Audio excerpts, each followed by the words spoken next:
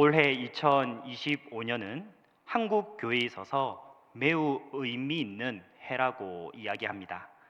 왜냐하면 1885년 4월 5일에 우리 한국의 제물포 향을 향해서 언더우드와 아펜젤러 선교사가 들어왔기 때문입니다. 그리고 한국 선교가 이들을 통해 시작된 지 어느덧 140년이라는 해가 지났습니다. 또 해방 이후에 고신 총회가 설립되고 총회 선교가 시작된 지 70년째 되는 해이기도 합니다. 기독교의 불모지와 같았던 이 땅에 선교사님들의 눈물과 그 희생으로 이제는 복음이 전파되어 수많은 교회가 세워졌습니다. 그리고 한국 교회는 세계 선교를 위해 되려 선교사를 파송하고 있습니다. 이처럼 한국교회가 지난날 동안 하나님의 큰 은혜를 받은 것은 자명한 사실입니다. 하지만 그 어느 때보다도 세상 속으로부터 밀려드는 물결과 또한 우리 가운데 도사리고 있는 유혹 또한 많은 것도 사실입니다. 이러한 상황 속에서 올해 2025년은 한국교회와 고신총회가 믿음의 다음 세대에게 어떠한 신앙 유산을 전수해야 할지 고민하고 결단할 중요한 해이기도 합니다. 그렇습니다. 오늘 말씀은 올해 고신총회 여름 성경학교 교재의 주제입니다. 각 교회 학교는 이번 여름 성경학교를 통해 하나님께서 원하시는 전도, 하나님께서 뜻하시는 선교가 무엇인지 어린 영혼, 우리 믿음의 다음 세대들에게 나누어 주게 될 것입니다. 곧 송도 제일교회 공동체 속 믿음의 다음 세대가 세계를 품는 어린이로 세워져 갈 수 있도록 말입니다. 이 일에 교회학교뿐만 아니라 영적 부모로서 우리 교회 공동체 속 성도 모두가 함께 기도하고 힘을 보태 주실 줄 믿습니다. 자, 그렇다면 믿음의 다음 세대가 세계를 품는 어린이가 되게 하도록 어떻게 해야 하겠습니까? 첫째, 사랑을 품게 합니다. 사랑을 품게 합니다. 믿음의 다음 세대가 세계를 품는 어린이가 되게 하는 첫 발걸음은 바로 사랑을 품는 것입니다. 다음 세대가 품어야 할 사랑은 어떠한 사랑입니까? 바로 우리를 향해 베푸신 하나님의 사랑입니다. 요한복음 3장 16절 17절 말씀 다 함께 한 목소리로 읽으시겠습니다. 하나님이 세상을 이처럼 사랑하사 독생자를 주셨으니 이는 그를 믿는 자마다 멸망하지 않고 영생을 얻게 하려 하심이라. 하나님이 그 아들을 세상에 보내신 것은 세상을 심판하려 하심이 아니요 그로 말미암아 세상이 구원을 받게 하려 하심이라. 아멘. 방금 읽은 말씀은 하나님께서 세상을 사랑하신다는 사실을 밝히고 있습니다. 우리는 태초에 하나님께서 천지를 창조하실 때 보시기에 좋았다라고 말씀하신 일을 잘 압니다. 특별히 자신의 형상으로 사람을 창조하실 때 보시기에 심히 좋았다라고 하신 일 또한 잘 알고 있습니다. 그러니 하나님께서는 세상 속 사람들 가운데 특별히 택한 자들을 죄로 인해 멸망하도록 두고 볼 수 없으셨습니다. 그래서 대신 예수 그리스도를 우리 가운데 내어주십니다. 곧 하나님의 독생자 예수 그리스도께서 우리 대신 십자가에 달려 죽으셨다는 사실입니다. 죽으셨을 뿐만 아니라 약속대로 사흘 만에 부활하셨습니다. 그러므로 예수님을 믿으면 우리의 구원자와 삶의 주인으로 믿으면 죄에서 구원받습니다. 이것이 바로 복음을 통해 우리에게 밝히 드러난 하나님의 사랑인 것입니다. 예수님을 믿는 믿음을 가진 참된 그리스도인은 바로 이러한 하나님의 사랑을 받았음을 확신합니다. 그래서 이 사랑을 베푸신 하나님을 아버지라고 부르짖는 데까지 나아가는 것입니다. 여기서 더 나아가 각자의 삶의 자리에서 하나님 그 사랑 먼저 받은 자답게 어떠한 삶을 살아야 할지 고민하고 실천합니다.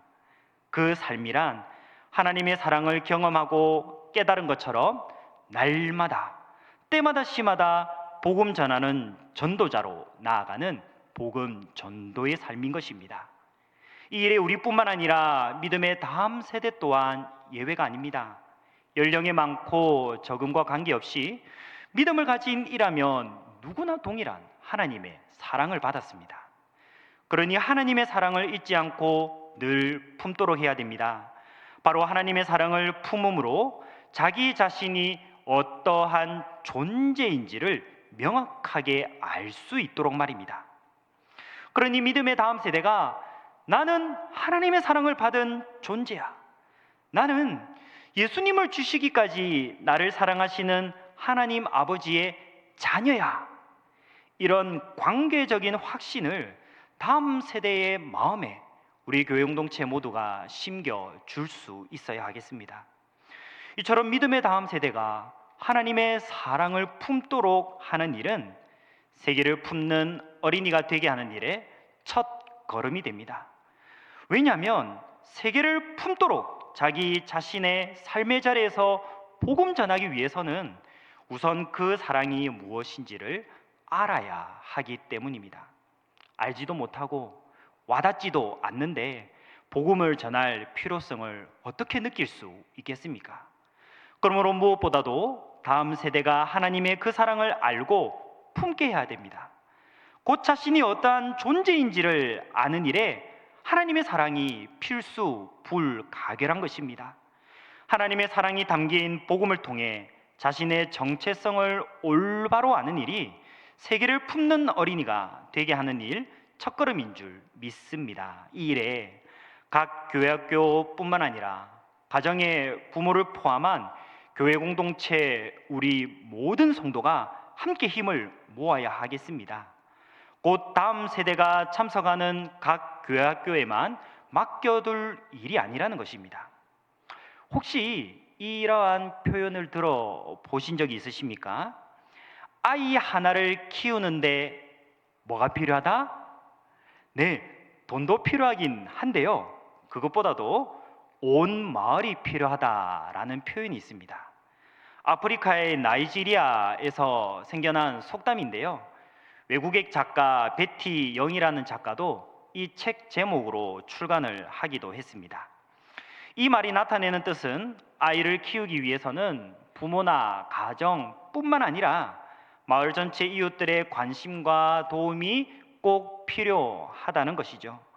신체적, 정서적으로 생명 하나가 올바로 성장하고 발달하기 위해 한 마을이 필요하다면 영적인 성장과 발달을 위해서도 또 공동체 협력이 필요한 것입니다. 주일 예배와 주중 행사를 통해 교회학교는 매주 다음 세대에게 하나님의 사랑이 담긴 복음을 나눕니다. 주중을 포함한 매일마다 가정 속 부모는 가정의 울타리 안에서 하나님의 사랑과 복음을 삶 가운데 모범으로 보입니다. 교회 공동체 속 지체들은 믿음의 다음 세대의 영적 부모답게 그들을 위해 기도하고 관심을 가지는 것입니다. 이처럼 교회 공동체 속 모두가 힘을 합칠 때 우리 공동체 속 다음 세대가 하나님의 사랑을 올바로 알고 자기 자신이 어떠한 존재일지를 깨달을 줄 믿습니다. 또 하나님의 사랑이 담긴 복음을 마주하면서 이처럼 자신이 해야 할 일을 품을 줄 믿습니다. 이처럼 하나님과 사람 앞에서 더욱 사랑스러워져 가도록 하나님을 사랑을 품게 하는 일에 우리 송도 제일교회 모두가 한마음 되시기를 간절히 소망합니다.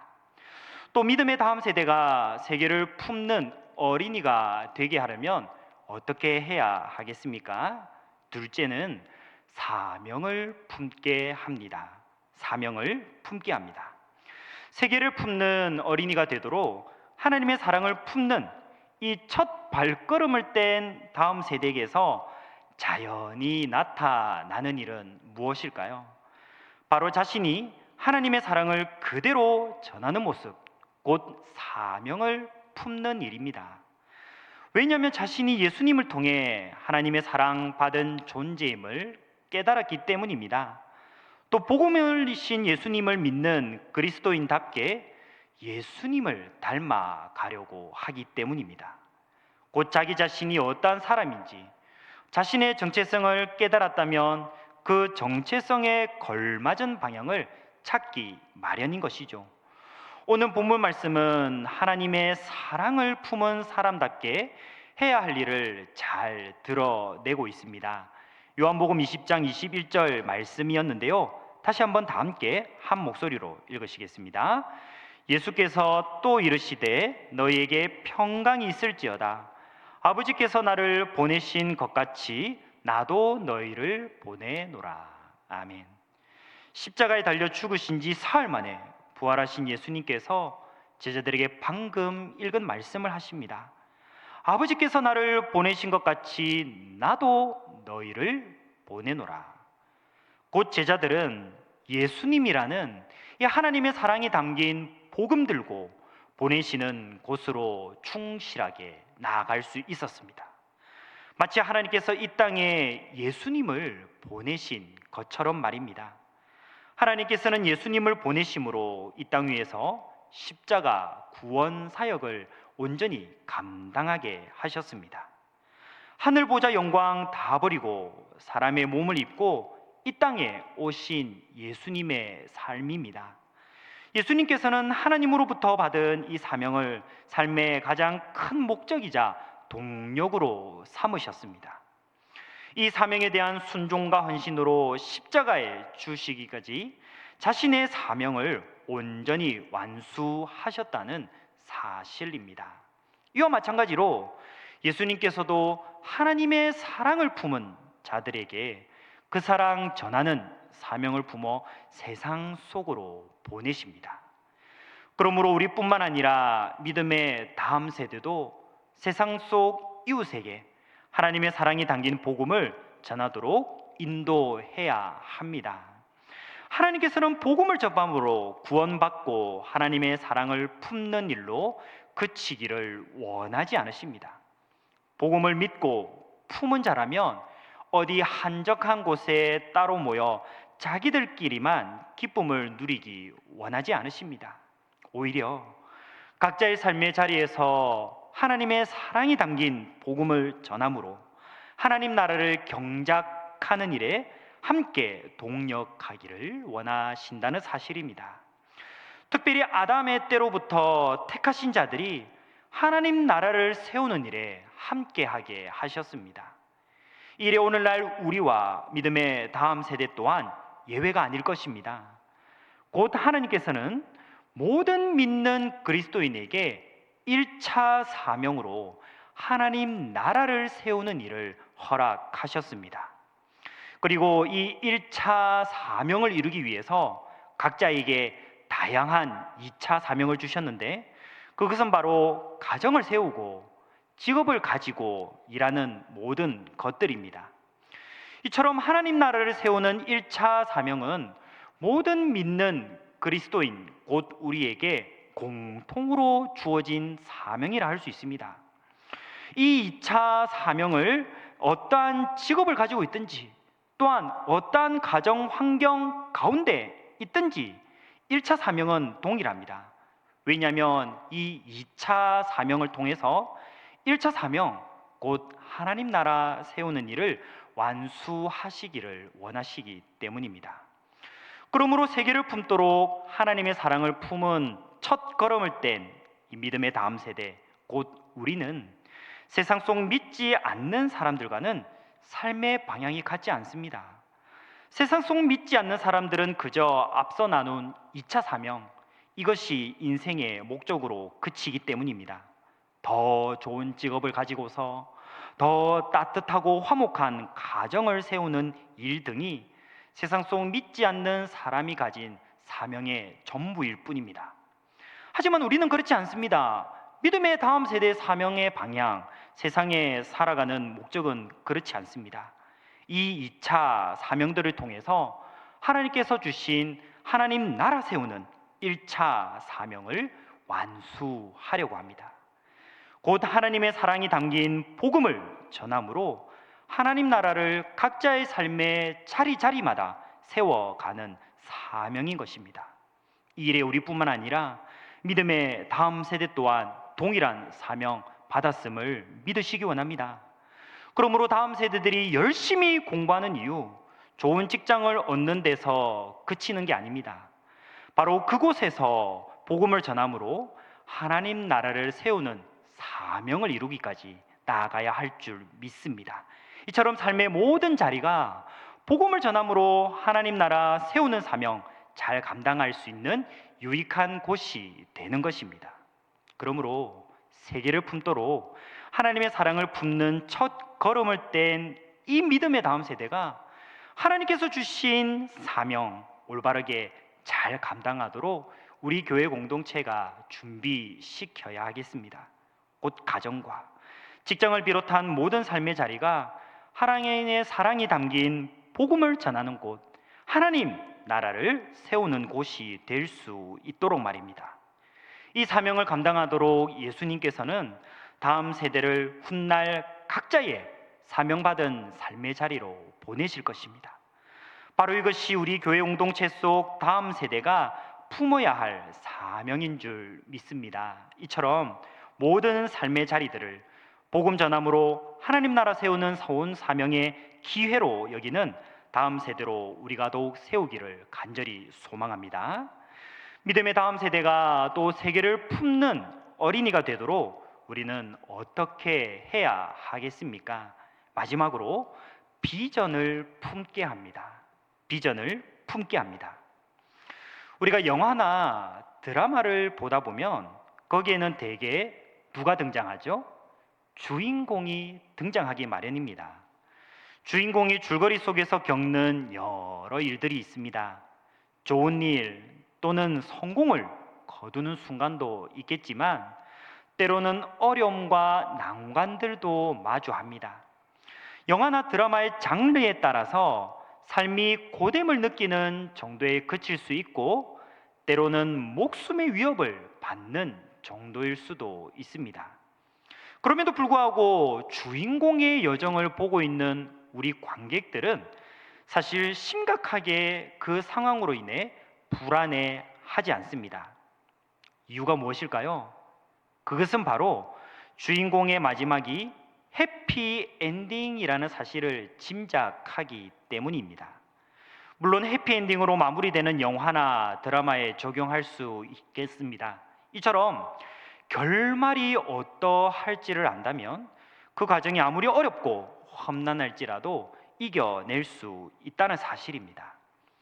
마찬가지로 믿음의 다음 세대가 세계를 품는 일에 끝까지 나아가게 하는 방법에도 동일합니다.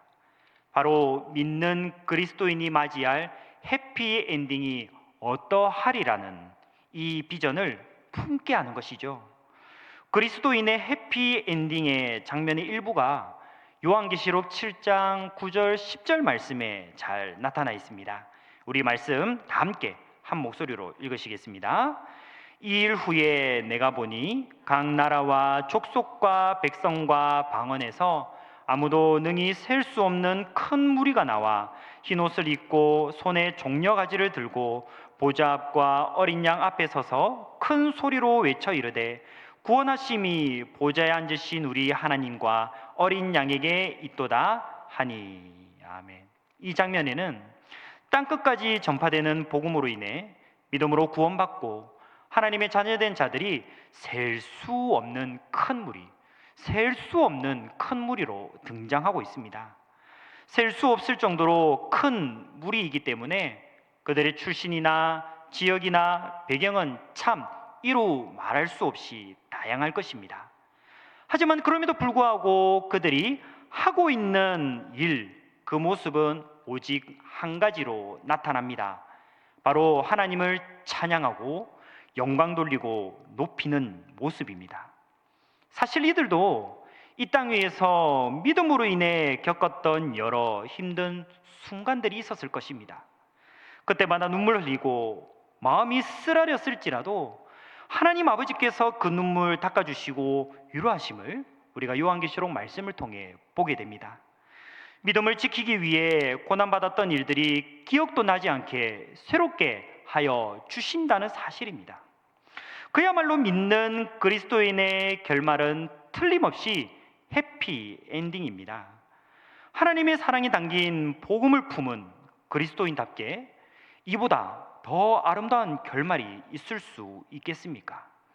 이처럼 하나님께서는 요한계시록 말씀 그리고 여러 약속들을 통하여서 우리가 끝까지 바라볼 비전이 어떠하다는 사실을 알려주십니다. 그러니 믿는 그리스도인은 우리는 믿음으로 나아가는 가운데 복음을 전하는 가운데 겪는 어려움 속에서도 비전 때문에 이 비전을 품음으로 끝까지 걸을 수 있습니다.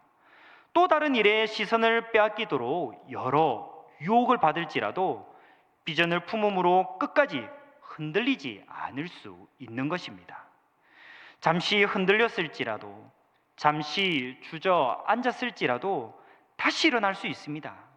이 일에 우리뿐만 아니라 우리 교회 공동체 속 믿음의 다음 세대 또한 함께하게 하심을 믿으시기 원합니다.